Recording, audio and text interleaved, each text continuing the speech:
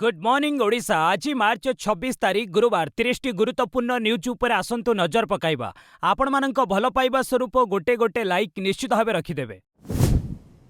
अमेरिकार शांति प्रस्ताव को ईरान प्रत्याख्यान, ट्रंप को कले तीव्र परिहास। अमेरिका पक्षरु दिया जाइथिबा 15 दफा विशिष्ट शांति प्रस्ताव को ईरान सामरिक प्रवक्ता लेफ्टिनेंट कर्नेल इब्राहिम जोल्फागारी संपूर्ण प्रत्याख्यान करिसंती। से कहिसंती जे अमेरिका काहा सह नुहे बरं निज सह ही आलोचना करुछि। जोल्फागारी राष्ट्रपति डोनाल्ड ट्रंप को परिहास करी कहिसंती, हे ट्रंप तुमे बरखास्त। ईरान स्पष्ट करिछि जे अमेरिका सह सेमाने केबे भी चुक्ति करिवे नाही। इतिमध्यरे 4 सप्ताहर युद्ध जोगु हजार हजार लोकंक मृत्यु घटिथिबा बेले विश्व शक्ति बजार रे बड़ संकट देखा देछि। गोटे पटे शांति पई उद्यम चलिथिबा बेले अन्य पटे अमेरिका मध्यप्राच्यर अतिरिक्त 5000 सैन्य मुतयन करुछि। ईरान ए आपसहीन मनोभाव जोगु युद्ध विरति नै अनिश्चितता बढ़िबार लागिछि। अमेरिकार 15 दफा शांति प्रस्ताव ईरान को परमाणु कार्यक्रम बंद करने को शर्त। अमेरिका ईरान को युद्ध बंद करने एवं परमाणु कार्यक्रम शेष करने एक 15 दफा शांति प्रस्ताव पठाई। राष्ट्रपति डोनाल्ड ट्रंप अनुଯାयी ईरान यह चुक्ति पर आग्रह प्रकाश करिछि। एही योजना रे ईरान को नाटांज, इस्पाहान एवं फोर्डो भली 3टी मुख्य परमाणु केन्द्र बंद करने सह यूरेनियम समृद्धकरण और मिसाइल कार्यक्रम उपरे रोक लगाइबाकू शर्त रखा जाइछि।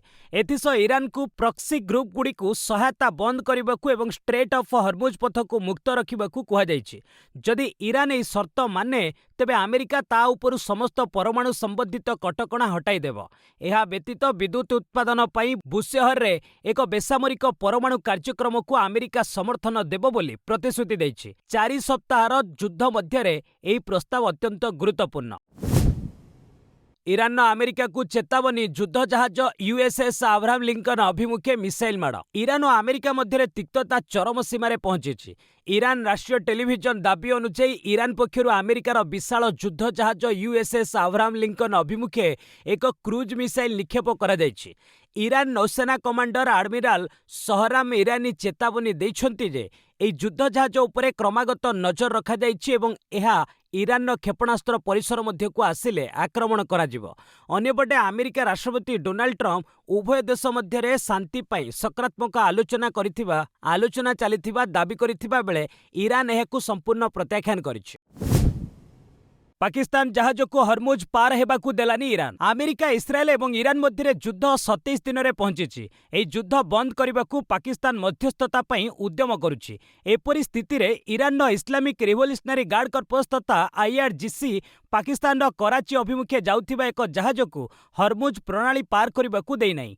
IRGC नौसेना कमांडर अली रेजा तंगसिरी कहिसंती जे सेलेन नामक ए जहाज पाखरे हरमुज अतिक्रम पई अनुमति नथिला।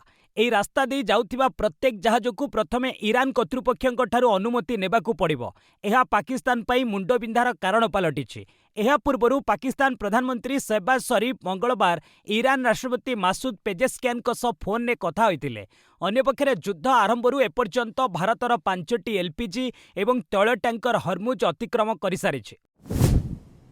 मध्यप्राच्य संकट, सर्वदलीय बैठक रे सरकार आश्वासना, शक्ति सुरक्षा नहीं नाही विपद। मध्यप्राच्य जारी रहितिबा युद्ध मध्य केंद्र सरकार एक सर्वदलीय बैठक डाकी देशर शक्ति सुरक्षा संपर्क में बड़ आश्वासना दैछंती। प्रतिरक्षा मंत्री राजनाथ सिंह अध्यक्षतार अनुष्ठित एही बैठक रे सरकार स्पष्ट करिसंती जे देश में तैल और गैस पर्याप्त महजूद रही। आगामी 4 ରୁ 5 दिन मध्य 4टी अतिरिक्त तैलवाही जहाज भारत में पहुंचब। संसदीय व्यापार मंत्री किरेन रिजिजू कहिसंती जे ईरान, इस्राएल और अमेरिका मध्य चलिथिबा संघर्ष को नहीं समस्त दल चिंता प्रकट करथिले सरकार पदक्षेप को समर्थन करने को सम्मति जणाइछंती। सरकार आगुआ बुकिंग करिथिबारु शक्ति जोगाण रे कोनोसी बाधा उपजिबो नाही, तेणु जनसाधारण आतंकित न हेबाकू सरकार परामर्श दैछंती। 35 दिन पर LPG सिलिंडर बुकिंग दाबी मिछ कहले सरकार। गैस सिलिंडर बुकिंग नियम में परिवर्तन को नहीं आसुथिबा समस्त रिपोर्ट को सरकार भूल बोली दर्शाइछंती। एथिरे कुहा जाइथिला जे एबे PM उज्ज्वला योजना ग्राहक माने 45 दिन एवं अण उज्ज्वला ग्राहक माने 35 दिन पर ही द्वितीय सिलिंडर बुक करि परिबे। पेट्रोलियम और प्राकृतिक गैस मंत्रणालय स्पष्ट करिछि जे नियम रे एभली कोनोसी परिवर्तन करा जाय नै। रिफिल बुकिंग रो पुराना नियम ही जारी रहइबो, अर्थात गोटिए सिलिंडर डिलीवरी हेबार 25 दिन पर द्वितीय सिलिंडर पई बुकिंग करिहेबो। 14.2 kg विशिष्ट घरोई सिलिंडर तुलन में 19 केजी विशिष्ट कमर्शियल एलपीजी सिलिंडर जोगाण उपर अधिक चाप रही। सेहीपरि राज्य एवं केन्द्रशासित अंचल पर कमर्शियल एलपीजी कोटारे अतिरिक्त 20% वृद्धि को मंजूरी दिया जायछि। भारत और सर्बिया मध्य द्विपाक्षिक संपर्क को मजबूत करने आलोचना। भारत और सर्बिया मध्य बेलग्रेड ठारे नवम पर्याय वैदेशिक कार्यालय परामर्श अनुष्ठित हो जाइछि। भारतीय प्रतिनिधि दलर नेतृत्व वैदेशिक व्यापार मंत्रणालयर सचिव सीबी जॉर्ज नेइथिबा बेले सर्बिया पक्षरु राष्ट्र सचिव दामजान जोभिच अंशग्रहण करथिले। एही अवसर में श्री जॉर्ज सर्बियार वैदेशिक मंत्री मार्को झुरिकंकु मध्य भेटिथिले। ए बैठक में वाणिज्य, आर्थिक संपर्क, प्रतिरक्षा, विज्ञान और प्रजुक्तिविद्या, फिनटेक, कृषि एवं संस्कृति भली प्रमुख क्षेत्र में सहयोग वृद्धि नहीं समीक्षा करा जायछि। उभय देश आंचलिक और विश्वस्तरीय प्रसंग में मत विनिमय करने सह विभिन्न अंतर्जातीय मंच में सुदृढ़ सहयोग को नहीं संतोष व्यक्त करिसेंति। ए गस्त समय सीबी जॉर्ज सर्बिया रे रहुतिबा भारतीय समुदाय आलोचना करथिले। ईरान बुशेहर परमाणु केन्द्र उपरे पुणी मिसाइल माड़ विश्वव्यापी चिंता। ईरान एकमात्र कार्यक्षम परमाणु शक्ति केन्द्र बुशेहर परिसर में गत संध्यार एक मिसाइल माड़ होईछि। गोटे सप्ताह मध्य यह द्वितीय थर पर घटिथिबारु अंतर्जातीय स्तर में चिंता बढ़ी। तेबे ଏହି आक्रमणରେ परमाणु रिएक्टर कौनसी क्षति होई नहीं और विकिरण स्तर स्वाभाविक रहितिबा ईरान अधिकारी माने स्पष्ट करिसेंति। अंतर्जातीय परमाणु शक्ति एजेंसी ଏହି घटनाରେ गभीर चिंता प्रकाश करी समस्त पक्षों संयमता रक्षा करने आह्वान देइछि। परमाणु केन्द्र निकटରେ आक्रमण सुरक्षा दृष्टि अत्यंत विपज्जनक बोली एजेंसी चेतावनी देइछि। रूसिया मध्य ଏହି आक्रमण को कड़ा निंदा करिछि। पूर्वरु मार्च 17 रे एहीपरि एक आक्रमण होइतिला। वर्तमान स्थिति रे प्लांटर कार्य स्वाभाविक रहिछि एवं केही आहत होइनांति। भित्तिभूमि विकास रे आसिब बड़ परिवर्तन। नितिन गडकरी और अश्विनी वैष्णव द्वारा स्टील गार्डर पोर्टाल उन्मोचित। नुआदिल्ली ठारे केन्द्र सड़क परिवहन और राजपथ मंत्री नितिन गडकरी और रेलमंत्री अश्विनी वैष्णव मिलित भावे स्टील गार्डर पोर्टाल शुभारंभ करिसेंति। एही पोर्टाल भित्तिभूमि विकास क्षेत्र में कार्यदक्षता, स्वच्छता और विभिन्न संस्था मध्य समन्वय वृद्धि करने एक प्रमुख पदक्षेप। ए डिजिटल प्लाटफर्म रे सड़क विभाग, भारतीय रेलबाई, ठिकादार और जांचकारी संस्थागुड़ी एकाठी अणा जाइछि। ए व्यवस्था द्वारा प्रकल्पर अनुमोदन एवं जांच समय प्राय 12 मासरू ह्रास पाई मात्र 3 रु 4 मास होइजिव। एहा फଳରେ रेल ओभरब्रिज एवं रेल ब्रिज गुड़िकर कार्य निर्धारित समय मध्य शेष होई पारिबो। मैट्रिक फल प्रकाशन रे हेबनी विलंब। जनगणना तालीम घुंचाइबाकू बीएसई अनुरोध। मैट्रिक फल प्रकाश रे जेपरि विलंब न हुए सेथिपई ओडिशा माध्यमिक शिक्षा परिषद पक्षरु समस्त जिलापालंकु एक चिठी लेखा जाइछि। 10म श्रेणी खाता देखा कार्य रे नियोजित शिक्षक मानंकु जनगणना तालीम रो सामयिक अवहित देबाकू एथिरे अनुरोध करा जाइछि।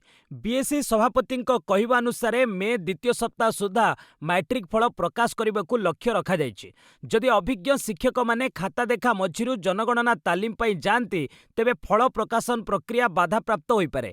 तेणु एही शिक्षक मानंकु एप्रिल 2 तारिख परे अर्थात खाता देखा शेष हेबा परे द्वितीय किंबा शेष पर्याय जनगणना तालीम रे सामिल करबाकू जिलापाल मानंकु परामर्श दिया जाइछि। एहा द्वारा छात्र छात्रींक उच्च शिक्षा पाई नामलेखा प्रक्रिया रे कोनोसी असुविधा हेबो नाही। ओडिशा रे वर्षा और वज्रपातर पूर्वानुमान 8 जिला को येलो वार्निंग जारी। ओडिशा दे गति करुथिबा एक ट्रप लाइन प्रभाव रे आगामी 3 रु 4 दिन राज्यर विभिन्न स्थान रे कालबैशाखी सह वर्षा हेबार संभावना रही। भारतीय पाणीपाग विभाग अनुसार आसंता 24 घंटा मध्य मयूरभंज, केन्दुझर, बालेश्वर, भद्रक, गंजाम और कोरापुट समेत उत्तर उपकूल ओडिशार जिल्लागुड़िकरे हालुकारु मध्यम धरणर वर्षा होइपारे। घंटा प्रति 40 रु 50 किलोमीटर बेगरे पवन बहिबा आशंका थिबारु 8टी जिल्ला येलो वार्निंग जारी करा जाइछि। मार्च 27 रु वर्षार परिमाण आहुरी बढ़िबो। एथिसह आगामी 2 दिन रे दिनर तापमात्रा 2 रु 4 डिग्री पर्यंत वृद्धि पाइबो। बुधवार सोनपुर रे सर्वाधिक 38 डिग्री तापमात्रा रेकर्ड करा जाइथिबा बेले भुवनेश्वर रे आकाश आंशिक मेघुआ रहिबो बोली पूर्वानुमान करा जाइछि। ओडिशा रे धान संग्रह रे नुआ रेकर्ड। चाषी को मिलिला 22,337 कोटी रु अधिक टंका। ओडिशा रे 2025-26 खरीफ ऋतु पाई धान संग्रह प्रक्रिया बे शेष पर्याय पहुंची। चलित वर्ष प्राय 18.12 लाख चाषी ठारू 75.20 ଲକ୍ଷ ମେଟ୍ରିକ୍ ଟନ୍ ଧାନ ସଂଗ୍ରହ କରାଯାଇଛି। ସରକାର ଏମ୍ଏସ୍ପି ଏବଂ ଇନପୁଟ୍ ସହାୟତା ବାବଦକୁ ମୋଟ 22,337.60 କୋଟି ଟଙ୍କା ସିଧାସଳଖ ଚାଷୀଙ୍କ ବ୍ୟାଙ୍କ ଆକାଉଣ୍ଟକୁ ପଠାଇଛନ୍ତି। ସଂଗ୍ରହ କ୍ଷେତ୍ରରେ ବରଗଡ଼ ଜିଲ୍ଲା ଶୀର୍ଷରେ ରହିଥିବା ବେଳେ ଏହା ପଛକୁ କଳାହାଣ୍ଡି, ଗଞ୍ଜାମ ଓ ସୁବର୍ଣ୍ଣପୁର ଜିଲ୍ଲା ରହିଛନ୍ତି। ଗତ 2 ବର୍ଷ ମଧ୍ୟରେ ଧାନ ସଂଗ୍ରହ ପରିମାଣରେ 16 ଲକ୍ଷ ମେଟ୍ରିକ୍ ଟନ୍ରୁ ଅଧିକ ବୃଦ୍ଧି ଘଟିଛି, ଯାହା ରାଜ୍ୟ କୃଷି କ୍ଷେତ୍ରରେ ଏକ ବଡ଼ ସଫଳତା। 2023-24ରେ ଏହା 58.03 ଲକ୍ଷ ମେଟ୍ରିକ୍ ଟନ୍ ଥିବାବେଳେ ଏବେ ଏହା 75 ଲକ୍ଷ ମେଟ୍ରିକ୍ ଟନ୍ ଅତିକ୍ରମ କରିଛି। ରତ୍ନଭଣ୍ଡାର ଗଣତିମଣତି ଆଧୁନିକ ଜ୍ଞାନକୌଶଳରେ ହେଉଛି ଅଳଙ୍କାରର ଯାଞ୍ଚ। ଶ୍ରୀ ଜଗନ୍ନାଥ ମନ୍ଦିରର ଚଳନ୍ତି ରତ୍ନଭଣ୍ଡାରରେ ଥିବା ଅଳଙ୍କାର ଓ ମୂଲ୍ୟବାନ ସାମଗ୍ରୀର ଗଣତିମଣତି ପ୍ରକ୍ରିୟା ବୁଧବାର ଆରମ୍ଭ ହୋଇଛି। ଶ୍ରୀମନ୍ଦିର ମୁଖ୍ୟ ପ୍ରଶାସକ ଡକ୍ଟର ଅରବିନ୍ଦ କୁମାର ପାଢ଼ୀଙ୍କ ସୂଚନା ଅନୁଯାୟୀ ପ୍ରଥମ ଦିନରେ ପ୍ରାୟ 6 ଘଣ୍ଟା ଧରି ଚାଲିଥିବା ଏହି ପ୍ରକ୍ରିୟାରେ 80% ଅଳଙ୍କାରର ଯାଞ୍ଚ ଶେଷ ହୋଇଛି। ଏହି ଗୁରୁତ୍ୱପୂର୍ଣ୍ଣ କାର୍ଯ୍ୟର ସଠିକ୍ ଦସ୍ତାବିଜ ପ୍ରସ୍ତୁତ କରିବା ପାଇଁ 3D ମ୍ୟାପିଂ, ଫଟୋଗ୍ରାଫି ଏବଂ ଭିଡିଓଗ୍ରାଫି ଭଳି ଅତ୍ୟାଧୁନିକ ଜ୍ଞାନକୌଶଳ ବ୍ୟବହାର କରାଯାଉଛି। 1978 ମସିହା ପରେ ପ୍ରଥମ ଥର ପାଇଁ ଏଭଳି ବ୍ୟାପକ ଗଣତି କରାଯାଉଛି। ମହାପ୍ରଭୁଙ୍କ ଦୈନନ୍ଦିନ ନୀତିକାନ୍ତିରେ ବ୍ୟବହୃତ ସୁନା ଅଳଙ୍କାର ଓ ଅନ୍ୟାନ୍ୟ ସାମଗ୍ରୀର ଏକ ବିସ୍ତୃତ ତାଲିକା ପ୍ରସ୍ତୁତ କରାଯାଉଛି। ଗଣତି ଚାଲିଥିବା ସମୟରେ ଶ୍ରଦ୍ଧାଳୁମାନେ କେବଳ ବାହାର କାଠରୁ ଦର୍ଶନ କରିବାକୁ ଅନୁମତି ପାଇଥିଲେ। ବାକି ଥିବା ଅଳଙ୍କାରର ଗଣତି ଆଗାମୀ କିଛି ଦିନ ପର୍ଯ୍ୟନ୍ତ ଜାରି ରହିବ। ଲୋକସଭାରେ ପୁଣି ଅର୍ଥ ବିଲ୍ ଉପରେ ଚର୍ଚ୍ଚା ଆରମ୍ଭ। ଲୋକସଭାରେ ବୁଧବାରଠାରୁ ପୁଣି ଥରେ ଅର୍ଥ ବିଲ୍ 2026 ଉପରେ ଆଲୋଚନା ଆରମ୍ଭ ହୋଇଛି। କେନ୍ଦ୍ର ଅର୍ଥମନ୍ତ୍ରୀ ନିର୍ମଳା ସୀତାରମଣ ଏହି ବିଲ୍ ଉପସ୍ଥାପନ କରିଥିଲେ। ସେ କହିଥିଲେ ଯେ ରାଷ୍ଟ୍ର ନିର୍ମାଣ ଏକ ନିରନ୍ତର ପ୍ରକ୍ରିୟା, ଏହା ରାତାରାତି ହୁଏ ନାହିଁ। ବିରୋଧୀଙ୍କୁ ନେଇ ନିର୍ମଳା କହିଛନ୍ତି ଯେ ଭାରତୀୟ ଅର୍ଥବ୍ୟବସ୍ଥା ଉପରେ କୋଭିଡ୍ ସଙ୍କଟର ମଧ୍ୟ ସୀମିତ ପ୍ରଭାବ ପଡ଼ିଥିଲା। ଆଜି ବିରୋଧୀ ବଡ଼ ବଡ଼ କଥା କହୁଛନ୍ତି, କିନ୍ତୁ ସେମାନେ ଡବଲ ବାଲାନ୍ସ ସିଟ୍ରେ ସମସ୍ୟା ଛାଡ଼ି ଯାଇଥିଲେ।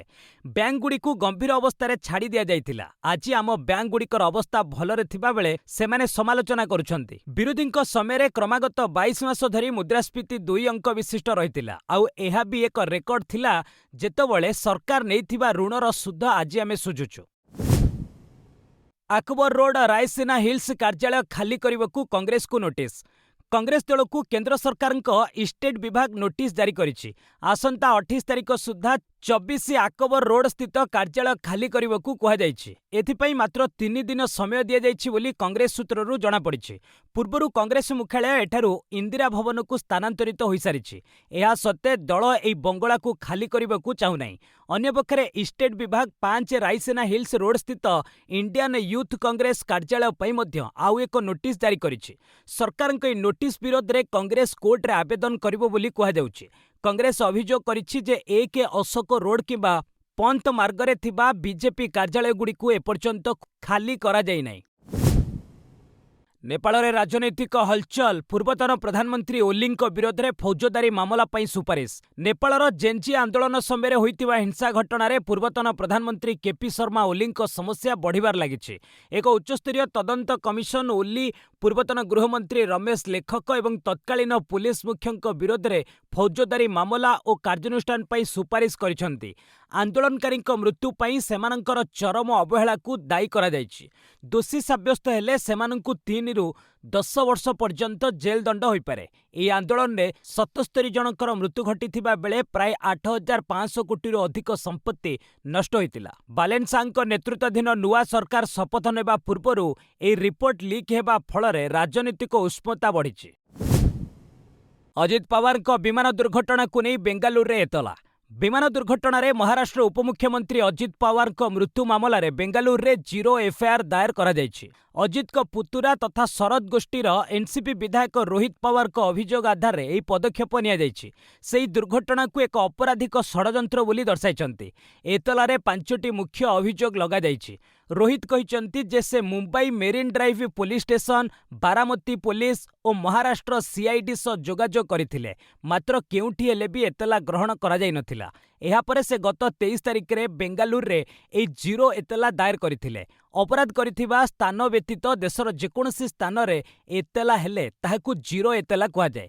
ପରେ ଏହାକୁ ସମ୍ପୃକ୍ତ ଥାନାକୁ ପଠାଇ ଦିଆଯାଏ। दिल्ली विधानसभा को पुणी बोमारे उड़ाई देवाकू धमक। राजधानी दिल्लीर शिक्षानुष्ठान सरकारी ऑफिस विधानसभा विमान आदि को बोमा धमक मामला थमिबार ना धरुनी। एही क्रम में दिल्ली विधानसभा को क्रमागत द्वितीय दिन पर बोमा माड़ करी उड़ाई देवाकू धमक मिली। बुधवार सकाळे विधानसभा बाचस्पति ओएसडी को एने एक धमकपूर्ण मेल मिली।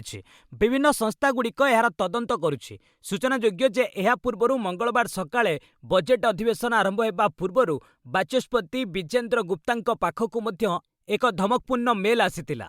मात्र तदंत परे कौनसी सन्देहजनक वस्तु मिली नथिला। एही कारणरू सकाळ 11टारे आरंभ हेबाकु थिबा गृहर कार्य अधघंटा विलंबरे आरंभ होइतिला। कर्नाटकरे नुआ नीति शिशुंक स्क्रीन टाइम घंटाए रहिबो। कर्नाटक सरकार नवम द्वादश श्रेणीर छात्र छात्री डिजिटाल व्यवहार को नहीं मंगलवार एक चिठा नीति जारी करिसेंती। एथिरे पाठपढ़ा व्यतीत मनोरंजन पर स्क्रीन टाइम दैनिक 1 घंटा स्थिर करा जाऊ बोली सुपारिश करा जायछि। संध्या 7टा परे इंटरनेट बंद करबाकू मध्य प्रस्ताव दिया जायछि। प्रस्ताव अनुଯାयी शोइबार 1 घंटा पूर्व छात्र छात्री माननकू स्क्रीन ठारू दूरे रखा जाऊ। मोबाइल पई एक चाइल्ड प्लान परामर्श दिया जायछि। एथिरे केवल ऑडियो विकल्प एवं निर्धारित समय पर इंटरनेट बंद हेबार व्यवस्था रहिबो। बयस अनुसार डिवाइस एवं ऑपरेटिंग सिस्टम विकसित करबा कथा मध्य उल्लेख रहिछि। प्राय 25% किशोर इंटरनेट निशारे पड़ुथिबारु निद्राहीनता, चिंता एवं मन विचलित हेबा भली समस्या देखा देउछि बोली सरकार कहिसंती। भारत में पर्याप्त तैल गैस महजूद आतंकित न हेबाकू सरकारक परामर्श। मध्यप्राच्य में चली उत्तेजना मध्य केंद्र सरकार देशवासी को आश्वासना देछंती जे भारत में पेट्रोल, डीजेल एवं एलपीजी पर्याप्त महजूद अच्छी। समस्त तैल विशोधनागार संपूर्ण क्षमतार सह कार्य करुथिबारु गुजबरे विश्वास न करिबाकू और आतंकित होई जिनिस न किणिबाकू परामर्श दिया जायछि। 2टी बड़ भारतीय एलपीजी जहाज पाइन गैस एवं जग बसंत सुरक्षित भावे हरमुज प्रणाली अतिक्रमण करी भारत अभिमुखे आसुचंती।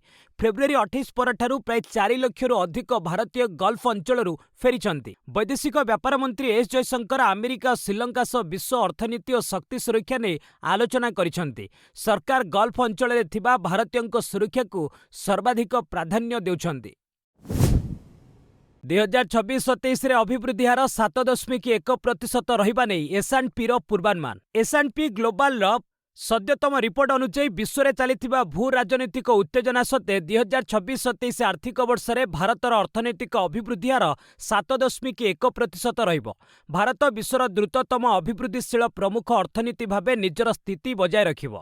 मजबूत घरोई चाहिदा, स्थिर रप्तानी एवं बेसरकारी पुंजीनिवेश में सुधार जोगु एही अभिवृद्धि संभव हेबो बोली रिपोर्ट रे कहा जायछि। एशिया प्रशांत महासागरीय अंचल में चीन व्यतीत भारत एक प्रमुख चालक शक्ति भावे उभा हेबो। एथिसह विश्व बजार रे शक्ति मूल्य रे अस्थिरता थिले मध्य भारत रे मुद्रास्फीति हार ह्रास पाई प्राय 4.3% मध्य सीमित रहिबा नै आकलन करा जायछि। एही सकारात्मक पूर्वानुमान भारतीय अर्थनीतिर दृढ़ता को प्रमाणित करुछि। एप्पल आनिला एप्पल बिजनेस व्यवसाय परिचालन हेबा आहुरी सहज। एप्पल कंपनी गुड़िक एप्पल बिजनेस नामक एक नूतन समन्वित प्लाटफर्म घोषणा करिछि। एहा माध्यम रे व्यवसायी माने सेमानंकर डिवाइस परिचालना, सुरक्षा सेटिंग और ग्राहकंक सह जोगाजोग को एकाठी करि परिबे। एही प्लाटफर्म एप्पल बिजनेस मैनेजर एवं एसेंशियल भली पुराना टूल्स रो स्थान नेबो। एथिरे मोबाइल डिवाइस मैनेजमेंट, व्यावसायिक ईमेल एवं एप्पल मैप्स रे ब्रांड प्रचार पई स्वतंत्र सुविधा रहिछि। आसंता एप्रिल 14 तारिख रु सेवा 200 रु अधिक देश में मागणारे उपलब्ध हेबो। एहा व्यावसायिक तथ्य को सुरक्षित रखिबा सह कंपनी गुड़िकर कार्यदक्षता वृद्धि करिबारे सहायक हेबो। ग्राहकों को आकृष्ट करिबा पई एथिरे लोकल आर्ट्स और ब्रांडेड कम्युनिकेशन भली अत्याधुनिक फीचर्स मध्य प्रदान करा जायछि। 1205 पॉइंट बढ़िला शेयर बजार। बृहत ह्रासर दिनक परे बुधवार शेयर बजार रे द्रुत वृद्धि देखिबाकू मिलिछि। सेंसेक्स 1205 पॉइंट तथा 1.63% बढ़िछि। एथिसह सेंसेक्स 75,273 स्तर रे बंद होइछि। सेहिपरि निफ्टी मध्य 394 पॉइंट तथा 1.72% वृद्धि पाई 23,306 स्तर रे କାରବାର କରୁଛି। କାରବାର ସମୟରେ ଅଟୋ, ବ୍ୟାଙ୍କିଂ, ମେଟାଲ ଏବଂ ଏଫଏମସିଜି ସେୟାରଗୁଡ଼ିକରେ ସର୍ବାଧିକ ବୃଦ୍ଧି ଦେଖାଯାଇଥିଲା। ମଧ୍ୟପ୍ରାଚ୍ୟରେ ଉତ୍ତେଜନା ହ୍ରାସର ସଂକେତ ସେୟାର ବଜାର ଉପରେ ପଡ଼ିଥିଲା। ଆମେରିକା ଏବଂ ଇରାନ ମଧ୍ୟରେ ସକାରାତ୍ମକ ଆଲୋଚନା ଖବର ଯୋଗୁଁ ବଜାରରେ ଉତ୍ସାହ ଦେଖାଦେଇଥିଲା। ସେହିପରି ବିଶ୍ୱ ବଜାରରୁ ମଧ୍ୟ ଭଲ ସଂକେତ ମିଳିଥିଲା। କାରବାର ଆରମ୍ଭରୁ ପ୍ରାୟ ସମସ୍ତ ବଡ଼ ଏସୀୟ ବଜାର ବୃଦ୍ଧି ସହ ସବୁଜ ସଂକେତରେ ରହିଥିଲେ। ଏହା ବ୍ୟତୀତ ଅଶୋଧିତ ତୈଳ ମୂଲ୍ୟ ମଧ୍ୟ ହ୍ରାସ ପାଇଥିଲା। आरसीबी आईपीएल सबुठु महंगा टीम। दीर्घ वर्ष पर आईपीएल चैंपियन होइतिबा रॉयल चैलेंजर्स बेंगलुरु तथा आरसीबी रेकर्ड करिछि। एही टीम 1.78 बिलियन डॉलर अर्थात प्राय 16,706 कोटी टंकार रेकर्ड मूल्य रे बिक्री होई जाइछि। एथि सहित आरसीबी आईपीएल सबुठारु दामी टीम पालटि जाइछि। रिपोर्ट अनुसार आरसीबी रो पुरुष एवं महिला दल को आदित्य बिर्ला ग्रुप तथा ABG times of India group तथा टीओआई बोल्ट वेंचर्स एवं ब्लैकस्टोन्स परपिचुअल प्राइवेट इक्विटी स्ट्राटेजी मिलित भावे किणी नेछंती। ए डील को चूड़ांत करिबा पई BCCI, competition commission of India एवं अन्यान्य नियामक संस्थार अनुमोदन आवश्यक हेबो। उभय दल वर्तमान आईपीएल एवं डब्ल्यूपीएल चैंपियन होइछंती। अन्यपटे राजस्थान रॉयल्स 1.63 बिलियन डॉलर अर्थात प्राय 15,299 कोटी टंकार बिक्री होइतिबा सूचना मिलिछि। साइप्रस चेस कैंडिडेट्स टूर्नामेंट सुरक्षा विद्युत सेवा को नहीं बढ़ुची चिंता।